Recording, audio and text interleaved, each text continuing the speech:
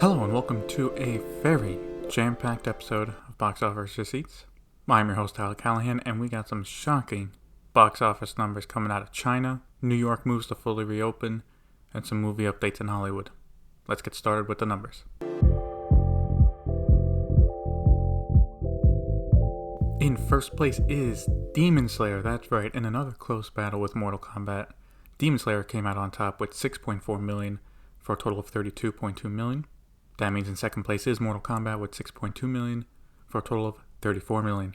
In third place is Godzilla vs. Kong with 2.7 million for a total of 90.3 million. In fourth place is Separation, opening with 1.8 million. Finally, in fifth place is Raya and the Last Dragon with 1.3 million for a total of 41.5 million. So the big news coming from this weekend is the rematch, which Demon Slayer won. Both movies had big drops compared to their opening weekend, but Mortal Kombat dropped a bit more at 73% compared to Demon Slayer's 70%. For Demon Slayer, that was kind of expected, as it is an anime film. But Mortal Kombat, I think that shows the mixed reviews and people rewatching, or now just watching it on HBO Max, is affecting it. And I'm also beginning to wonder if the market for people who want to go back and rewatch films in theaters is being killed by HBO Max, since they can watch it in theaters the first time, and if for any parts of the movie they want to rewatch, they can go to the streaming service. Now let's talk about China, where they had their Labor Day weekend, and with it a slew of movies that came out, and there is one that, oh boy, is a mess. Let's start with the top 5. Opening in first place was Cry Me a Sad River with 65.1 million. Opening in second place is a spy thriller Cliff Walkers with 37.7 million. Home Sweet Home opened in third place with 19.4 million. In fourth place was Once Upon a Time in Hong Kong, which opened with 13.8 million. Lastly, in fifth place was Break Through the Darkness with 7.3 million. Now, you may be wondering, Tyler, where is Dynasty Warriors? Didn't that open this weekend? Right, we talked about it on the podcast, we talked about it coming out, all that. Yeah, it did. It just bombed so hard that no major media site reported on it. Thanks to Twitter user Daniel Ahmed. We got some numbers, and as of Tuesday, it made $2 million overall. Yes. Didn't crack the top 5. I don't even think it cracked the top 10. And if we're looking at ratings on the Douban app, movie watchers are giving it a lovely 5.1 out of 10. So not only is this film so dead, it's going to cost studios that made it quite a bit as well. So yeah, me thinking it maybe first or second place, that didn't pan out too well.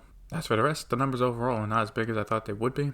It's not bad, don't get me wrong, but these numbers look like more like numbers for movies that came out in China last fall, which were okay. At least China's getting F9 in a few weeks, so that should spice things up. Looking at international numbers, Godzilla vs. Kong is now at 415 million worldwide. Deadline is reporting that it will be released in theaters in the UK on May 17th, as theaters over there start to reopen, but I'm not sure how much it will get. Unless it does big in Europe and Japan where it gets released there, 500 million is looking out of reach. Mortal Kombat is now at 67 million worldwide. If it does release in Europe, I could see it doing 100 million by the end of its run, but not much more than that. Nobody is at 41 million worldwide, and Raya and the Last Dragon is now at 103.7 million worldwide. As for Hollywood news, let's get this out of the way. Morbius has been delayed again, this time only 1 week to January 28th, 2022. It will now go up against Blumhouse's movie The Black Phone. A small change from Sony, nothing too serious, as they resettle their releases for the next few months. So yes, as I mentioned earlier, cinemas in the UK will be allowed to reopen May 17th. The government has decided not to delay that. We have already got confirmation from Odeon that they will have some of their locations open on the 17th, with more opening in the weeks to come. Vue has said that they will open all their cinemas on the 17th, and even have a brand new location opening as well. Obviously, as the UK comes out of the pandemic, there is reduced capacity and face masks are required when going to the cinema. I'm glad theaters are reopening in the UK as the global box office starts to get back on track, but it's going to take a while.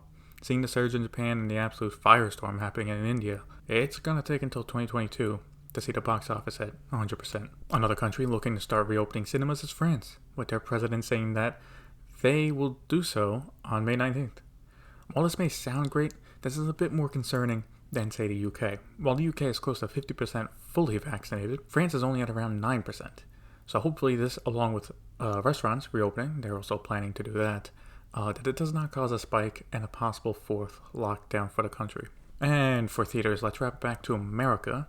The Alamo Drafthouse has announced that they will open 15 of their theaters across the country on May 15th. This includes locations in New York City, Los Angeles, and Dallas. Also, Governor Cuomo has announced that he will be dropping capacity requirements for most venues starting May 19th. This includes theaters. What this means is that while you'll still have to wear masks, theaters in the state can start booking full showings in a few weeks. He also mentioned you'll have to do some social distancing, but it's unclear what he means because in a packed theater, you are 6 inches away, not 6 or even 3 feet. With cases dropping consistently in the state, it makes sense to increase capacity, but not sure if 100% right now is the best move. But let's be honest, this is more likely about him upstaging the New York City mayor. Staying on theaters, Cinemark is growing their relationship with Netflix with limited nationwide releases. The first one is for Zack Snyder's Army of the Dead, which will be in Cinemark theaters on May 14th for a week and then go to Netflix itself on the 21st. I think one positive change about the theatrical window being shortened going forward after the pandemic is it allows streaming movies to premiere in theaters. Netflix has always wanted to do this for a while, but they never wanted the 60 or 90 day exclusivity window for theaters. They went to theaters, they're like, we want to premiere our movies for a few weeks. They're like, it's, 90 days. And they said no, and that was it. But now, at least with Cinemark, they can premiere it in theaters for a week or two, collect some cash, and then put it up in streaming. I also think this will help promote the movies a bit more as people start to go back to theaters. And for Cinemark, this will give them more content to play and get people to come in. I do wonder if AMC and Regal will work with Netflix or other streaming platforms to premiere their movies in theaters. Now for movies in production, Dungeons & Dragons have started filming with the cast in Iceland. For a movie not coming out until 2023, I guess this is the only time they can get the majority, if not all of the cast, to film together, or maybe they are putting in a lot of CGI for it. Anyway, for Paramount, I do hope this is a success for them, and could even be their version of Lord of the Rings, just on a smaller scale. Also for Paramount, they are starting to get things together for their next Transformers movie. Deadline has the exclusive on this with Dominic Fishback, close to signing on for a role in the film. If she signs on, she would co-star with actor Anthony Ramos. That's about all we know. Besides, it's still coming out next June. It is still unclear if this is Bumblebee 2 or a reboot of the Bay films. That is still a mystery. Paramount continues on their role of strengthening their content. Again, Ryan Reynolds. That's right, his production company Maximum Effort has signed a 3-year first look deal with the studio. So it looks like besides Deadpool 3, his next few films will be with Paramount. As for why Paramount? Well, because some of the people there are the ones that helped him at Fox to get Deadpool made. Here's Reynolds' quote on signing with the studio. Quote, "We are so happy the next chapter of Maximum Effort will be written at Paramount. The Deadpool movies would never have happened without Jim Giannopoulos and Emma Watts, and personally, I've come to rely on Emma's incredible insights and instincts. Moviegoing deserves a comeback, and we're excited to help make it happen with Jim, Emma, and the rest of the Paramount team." End quote. So yeah, for him, he gets a chance to work with people he likes working with, he can trust, and for Paramount, they get a chance to get some quality films. So, win-win all around.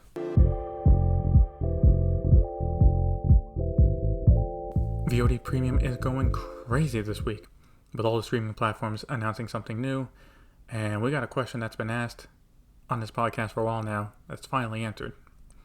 First up is Netflix. Deadline is exclusively reporting that they have bought the domestic rights for a Studio Canal film, Gunpowder Milkshake. The studio fully financed the film and is keeping the international rights to release in other countries. Deadline even has a breakdown of the countries, which is nice. So right now, they are confirmed to be releasing the movie themselves in France, Germany, UK, Australia, and New Zealand. After the deal with Netflix, they still have the rights to release it in China, Latin America, and Canada. As for the film itself, it is a female-centric action movie starring Lena Headey, Karen Gillan, and Angela Bassett. So it's got a great cast, and I have to assume Netflix thinks it's a really good film to only get the domestic rights for it. Studio is also in early development for a sequel. So they have something here. No set release date for it on Netflix. So one of the questions I had on this podcast is, what is Sony doing with their take on Cinderella? And it's going to Amazon. Another exclusive from Deadline here, but Sony and Amazon are close to finishing a deal for Amazon to have the worldwide rights for the movie, besides China, of course. With this change, there is no new date for the film, other than they will premiere sometime this year. There's also no mention of how much the deal was for. Well, now we know why Sony moved Escape Room 2 right up to Cinderella's release. As for them selling it, my guess is they feel it's not strong enough to release this year. July is packed, and from September on, it's going to be big movies after big movies, and then in the winter you have the Oscar movies. So depending on the budget, it might have been better for them to just be more pragmatic, sell it, and make a small profit, which it looks like what they're doing. Viacom CBS looks to finally be stepping up their own film selection for Paramount Plus and are giving themselves a movie instead of selling it to Amazon. I know, it's a shock. The Mark Wahlberg movie Inferno, which has been moving around releases this summer, is going to Paramount Plus in June.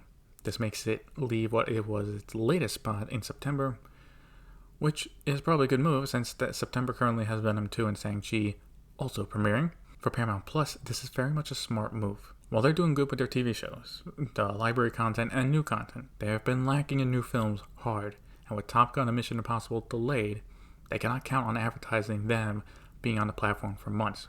Remember, when they unveiled Paramount Plus, they talked big about, 45 days after movie comes to theaters, it'll go to Paramount Plus. So back then, the schedule was, alright, Top Gun 2 is a summer movie. So by the fall, September, October, you can promote heavily in the fall. We just got Top Gun on our service. Mission Impossible 7 would have been out in November. So kicking off 2022, after the holidays, you can be like, we just got the next big Mission Impossible movie on our platform. They don't have that now. So adding a solid action movie with Mark Wahlberg is a safe choice to get people interested. Also, over the summer, they will also have A Quiet Place Part 2 to advertise when they get it on their platform. So that's also good. Apple is getting into buying movies this week by buying another Tom Hanks movie.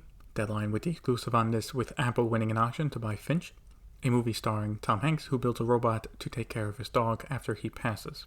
It also looks like this might try to be a awards contender, with Deadline saying a release in that window is likely, and even do a limited theatrical run to qualify.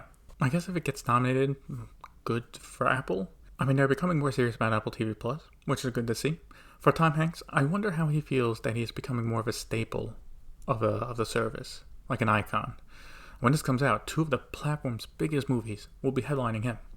That's just something that crossed my mind. Anyway, that is it for a long-packed episode of Box Office Receipts. Question for the episode is, do you think Paramount as a whole are making the right decisions needed to remain a competitor in the ever tougher media market? A big question, I know, but let me know on Facebook. Link to the pages in the show notes. Thank you for listening. See you next time.